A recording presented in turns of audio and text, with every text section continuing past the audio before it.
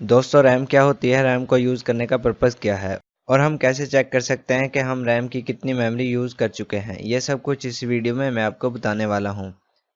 दोस्तों RAM computer की तेज़ तरीन मेमोरी होती है, लेकिन हम कंप्यूटर में रैम पे कोई फाइल स्टोर नहीं कर सकते और ना ही हम कोई भी सॉफ्टवेयर इंस्टॉल कर सकते हैं।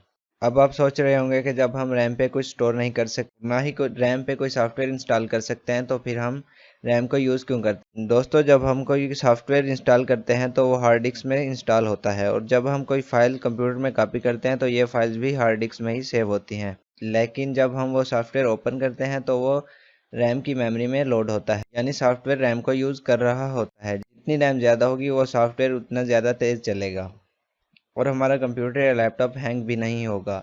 यानी हम ये कह सकते हैं कि रैम कंप्यूटर की एनर्जी होती है, जितनी ज़्यादा होगी उतना फास्ट हमारा कंप्यूटर चलेगा। अब मैं आपको ये बताता हूँ कि हम कैसे चेक कर सकते हैं कि हमारे कंप्यूटर में कितने जीबी की रैम लगी हुई है। अब माई कंप्यूटर को ओपन करें। अब राइट क्लिक करके प्रॉपर्टीज़ पर क्लिक करें। यहाँ पे आप देख सकते हैं कि हमारे कंप्यूटर में 4 जीबी की रैम लगी हुई है। अब हम ये जानते हैं कि हमने रैम कितने परसेंट यूज़ कर ली है। इसके लिए टास्क बार पर राइट क्लिक करें और टास्क मैनेजर पर क्लिक करें।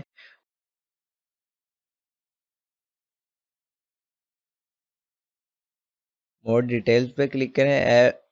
अब परफॉर्मेंस पे क्लिक करें। अब यहाँ से आप मेमोरी सेलेक्ट करें और यहाँ पे आप देख सकते हैं कि हमने कितने परसेंट मेमोरी यूज़ कर ली है और कितने परसेंट बाकी रह रही है।